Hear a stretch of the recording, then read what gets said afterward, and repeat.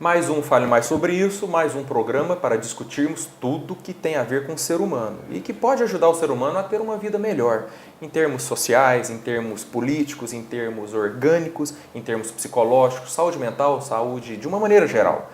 E hoje vamos falar sobre um tema que eu tenho certeza que você já pensou sobre isso, ou já conversou com alguém sobre isso, ou ouviu alguém falando, porque muitas pessoas muitas vezes estão pensando nisso. Emagrecer, a questão do emagrecimento. E a nossa sociedade trabalha essa ideia, a mídia fala sobre isso, né? O padrão cultural tem algo a dizer sobre a questão do emagrecimento. E quem está aqui hoje conosco para nos ajudar a pensar é um médico endocrinologista e que também trabalha com a medicina do esporte. É o Dr. Pedro Ferrari. Pedro, obrigado por ter vindo nos ajudar a pensar e ajudar o pessoal, né? Porque é um tema que está sempre na moda, não é, Pedro? É um tema bastante preocupante hoje na sociedade, porque hoje aproximadamente 51% da população está acima do peso.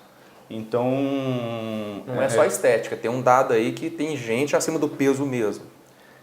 é considerado 51% da população está com sobrepeso.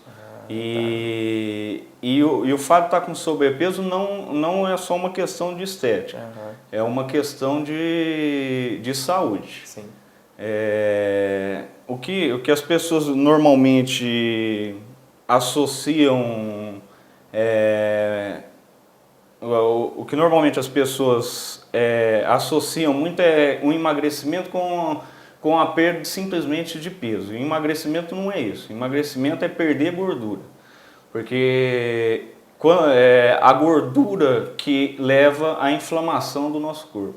Então, quando você está falando, é necessário relacionar emagrecimento ou sobrepeso, todos esses assuntos são interligados, e gordura. E o problema da gordura é gerar inflamação. Isso. O problema da gordura são vários no corpo, mas o que leva a aumento do risco cardiovascular, o que leva a predisposição a doenças degenerativas no futuro, é essa porcentagem de gordura aumentada.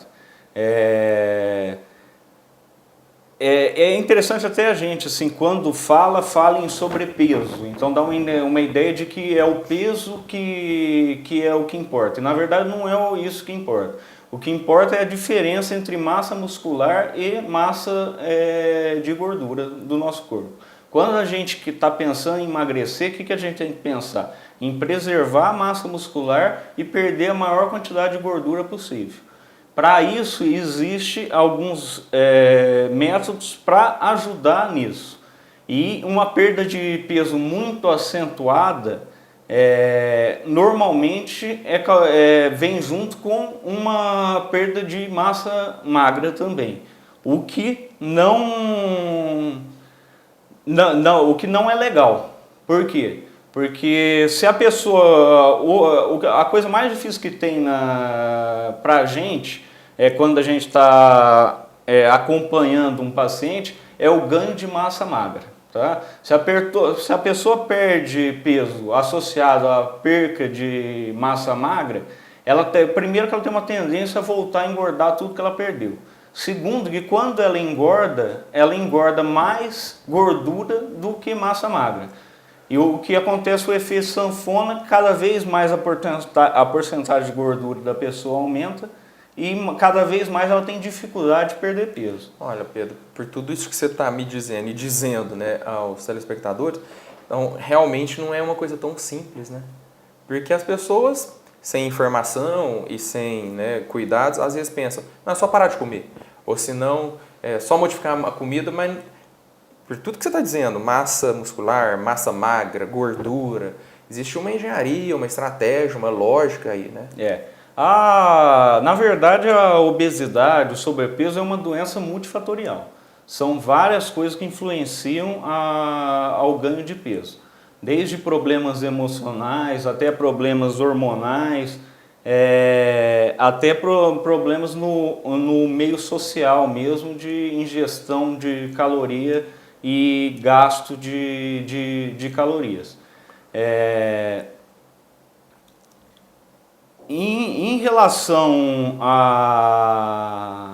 à parte hormonal, uma das coisas que mais influencia é o mecanismo de funcionamento da insulina no nosso corpo. Tá? A insulina é um dos hormônios mais anabólicos que a gente tem no organismo. Se a gente manter essa insulina alta o tempo inteiro, a gente tem uma tendência a ganhar, a estar sempre anabolizando gordura.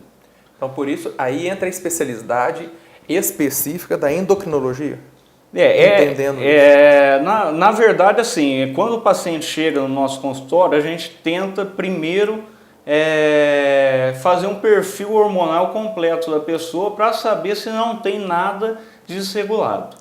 Porque se tiver com problema de tireoide, ou uma resistência à insulina, ou até uma deficiência de outros hormônios, isso pode estar influenciando diretamente na dificuldade da pessoa de perder peso. Então pode ser o caso de pessoas que tentam perder peso, fazem, tudo bem, às vezes fazem dietas populares, às vezes até passa a ter uma alimentação menos calórica, mas não dá efeito, pode ser o caso, então, da questão aí hormonal.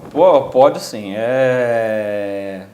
Existe dados, trabalhos mostrando isso, que o número de pessoas com hipotiroidismo e obesidade está relacionado. Normalmente as pessoas que estão com obesidade têm uma porcentagem maior de hipotiroideus no meio dessa população que não sabe que tem a doença. Além disso, tem associação com déficit de GH, tem associação com excesso de produção de cortisol. Então, esse tipo de pessoa que reclama que eu faço tudo certinho, não consigo emagrecer. Esse tipo de pessoa pode estar com problema assim, de hormonal. E isso nem sempre é um problema da glândula. Às vezes o meio dela não dá oportunidade com que a glândula dela funcione adequadamente. Não dorme direito, excesso de estresse. E isso tudo influencia na produção hormonal. Sim. E se essa produção hormonal não for corrigida, não necessariamente com reposição hormonal. Entendeu? Já tive caso no consultório, paciente com 39 anos que estava com testosterona muito baixa, testosterona de 270. É nível de reposição. Só que o paciente com 39 anos não tem motivo para não ter uma produção de testosterona, a não ser um meio que está alterando essa produção. Porque a glândula dele não está envelhecida com 39 anos. Sim. A gente vai pensar em déficit de produção de testosterona lá para cima, 45, sim, 50 anos. Com 39 anos ele é muito novo para ter esse problema. Então, no caso específico desse paciente, o que a gente fez? A gente consertou o meio externo, tentando consertar, dormir melhor, fazer atividade física, reposição de algumas vitaminas que estavam baixas. Esses três já controlam um pouco o controle de estresse, que é muito importante para a produção de testosterona. E esse paciente, em 30 dias, foi para uma testosterona de 570. Legal. E aí ele começou a emagrecer e não parou mais. No total ele emagreceu 38 quilos. Especialmente o que realmente mais afeta? Sono, estresse, o que no estilo de vida? Eu costumo dizer que para a gente ter uma vida saudável tem 4 pilares que precisam ser preenchidos. O primeiro deles é dormir bem.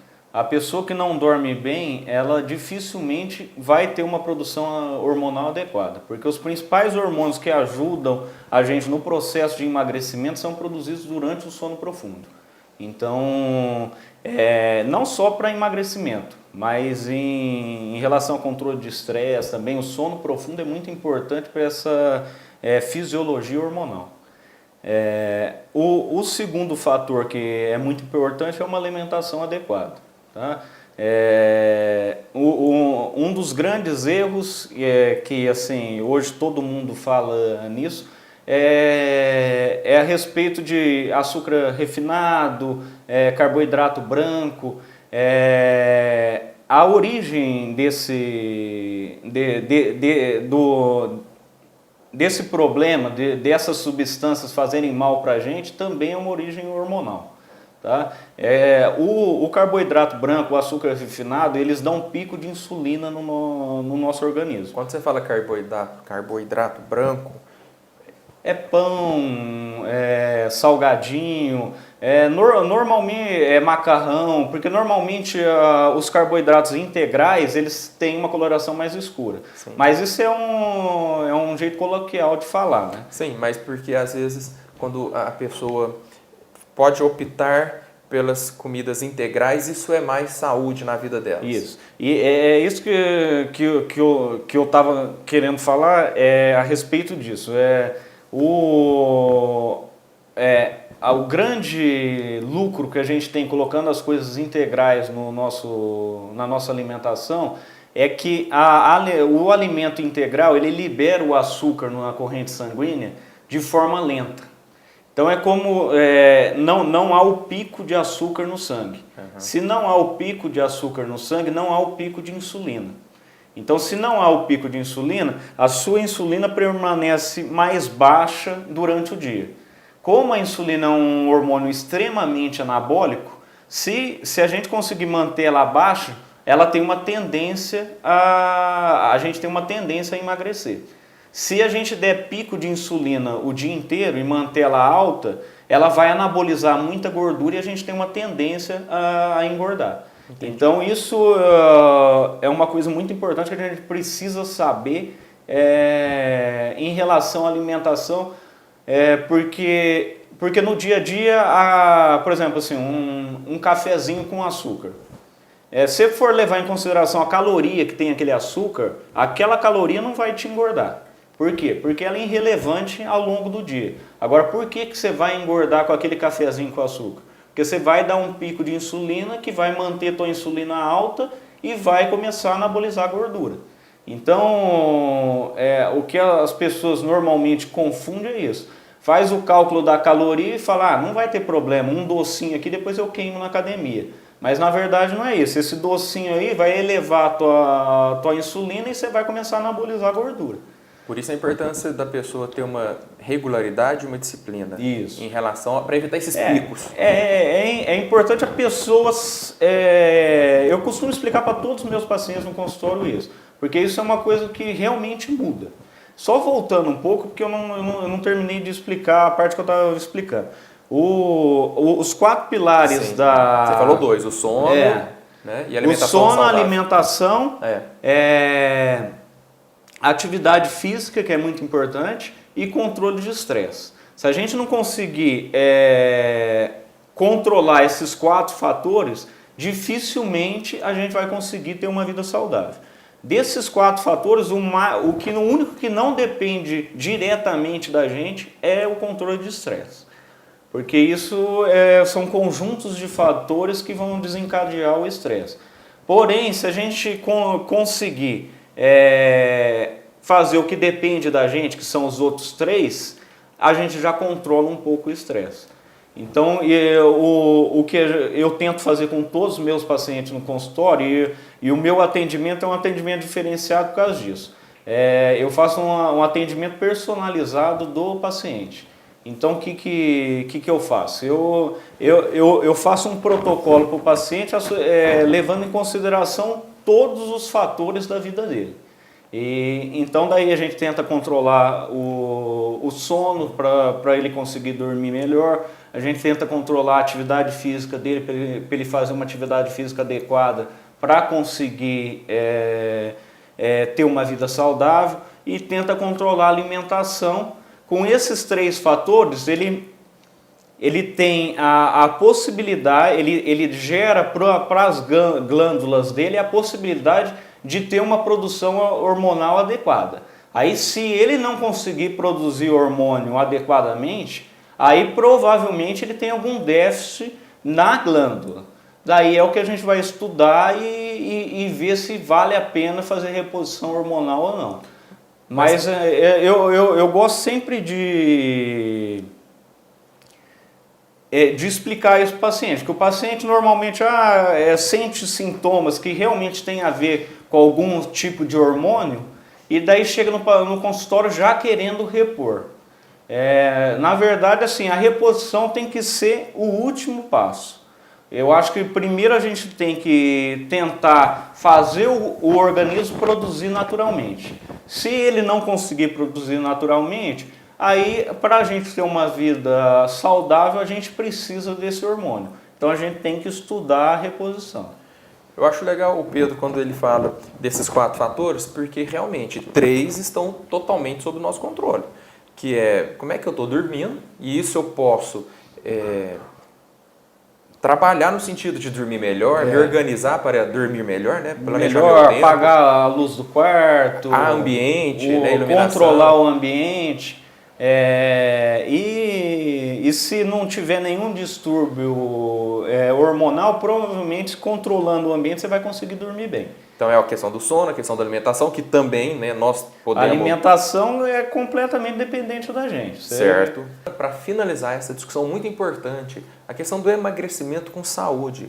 As pessoas querem emagrecer, a cultura favorece o emagrecimento, é uma questão que está relacionada à estética, mas o Pedro Ferrari, que é médico endocrinologista e médico do esporte, está nos dizendo também que é uma questão de saúde, né? Qualidade de vida, a preocupação com o emagrecimento hoje, na infância, na adolescência, na vida adulta, tem a ver com a qualidade de vida na terceira idade, não tem, Pedro? Cuidar da saúde agora repercute.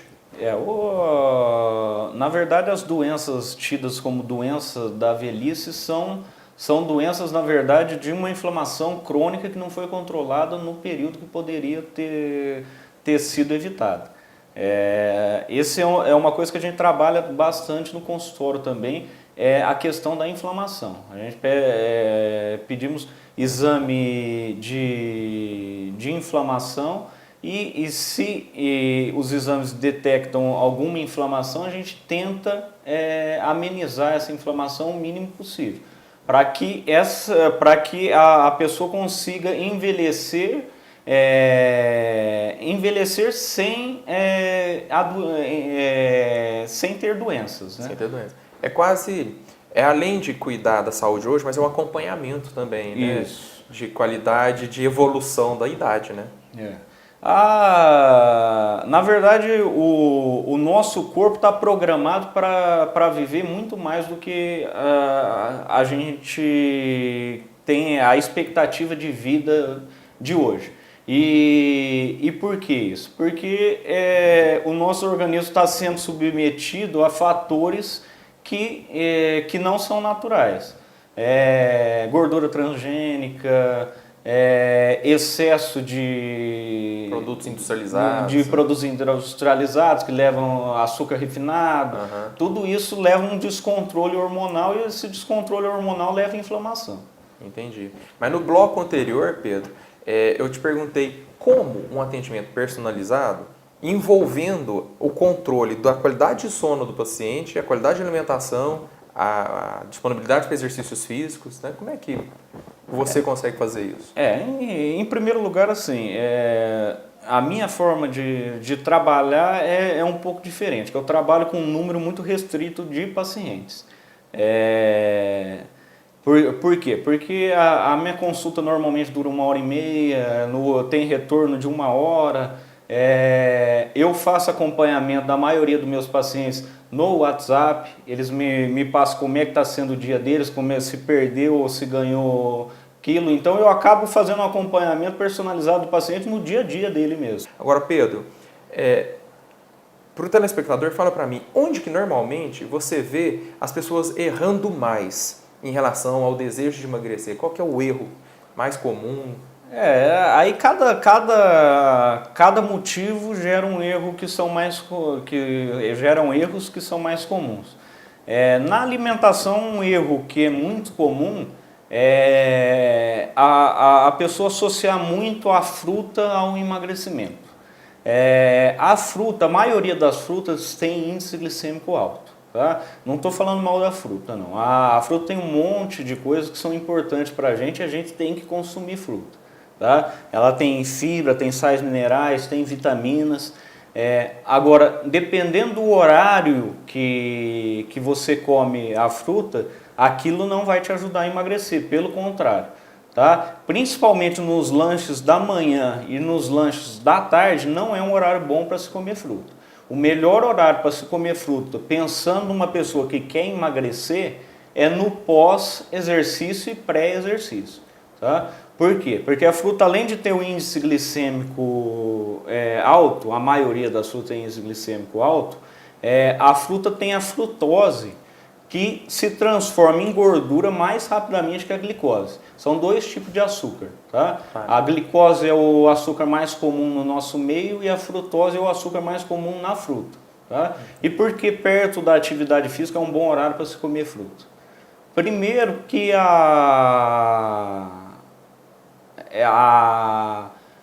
o índice glicêmico alto perto da atividade física não faz tão mal para a gente. Por quê? Porque perto da atividade física a insulina vai anabolizar mais músculo do que gordura. Tá? Porque o sangue vai estar concentrado mais na musculatura do que no resto do corpo. Então, se você der um pico de insulina durante uma atividade física, ou no pós ou no pré-atividade física, você tem uma tendência a formar mais músculo do que gordura. Então, esse índice glicêmico alto no pós-treino, principalmente, não é tão ruim para a fisiologia do emagrecimento. O segundo fator é que a frutose entra por outra via na célula muscular, acaba dando mais energia para a gente treinar e é queimada, então não se transforma em gordura. Entendi. Então, em relação à alimentação, eu acho que o principal erro é esse. Achar que fruta resolve tudo. Achar que vai substituir tudo por fruta e vai emagrecer. Na verdade, se comer só fruta, não vai emagrecer. Tá? Vai ter uma tendência até a engordar, dependendo da quantidade de fruta. O segundo erro mais comum, agora em relação à atividade física, é em relação ao exercício aeróbico. Tá? Eu costumo explicar para que serve cada exercício para os meus pacientes.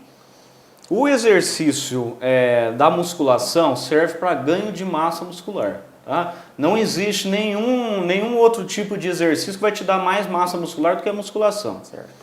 O exercício aeróbico serve para ganho de preparo físico. Tá?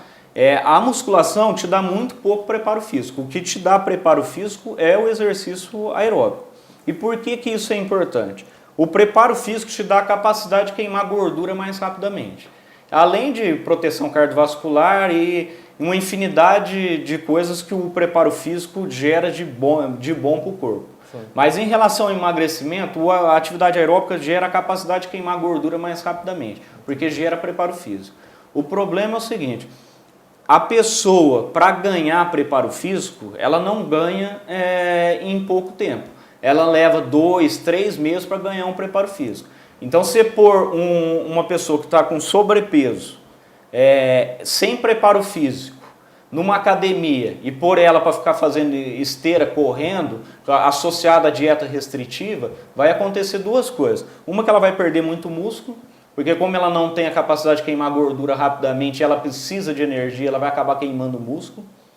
E a segunda coisa que vai acontecer é que a pessoa não vai ter bons resultados no emagrecimento, porque a atividade aeróbica, até ela ganhar preparo físico, não vai ajudar no emagrecimento. Aí, Pedro, você está me trazendo um universo de novas informações que eu acho muito importante. E eu vou te convidar para um próximo programa para a gente falar só sobre preparo físico. Sobre atividade física. Só atividade física, preparo físico, né? Porque você está trazendo informações. Você falou sobre a fruta, mas agora falando sobre preparo físico, eu acho muito importante. Só posso concluir? Sim, conclui. Então, assim, por uma pessoa que quer emagrecer, na minha opinião, o ideal para ela seria uma dieta restritiva associada à academia no primeiro momento.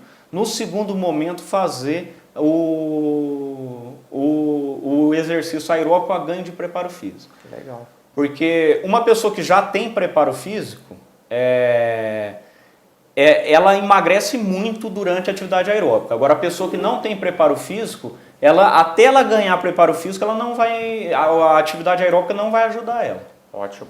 Você acabou de deixar então a dica para o nosso telespectador do que fazer de correto. E eu agradeço, Pedro, a sua participação e sinta-se convidado para falar mais sobre essa questão do preparo físico, ok? Certo. Muito obrigado. Agradeço também a sua audiência. Compartilhe esse conteúdo no Facebook, no site do canal da gente.com.br.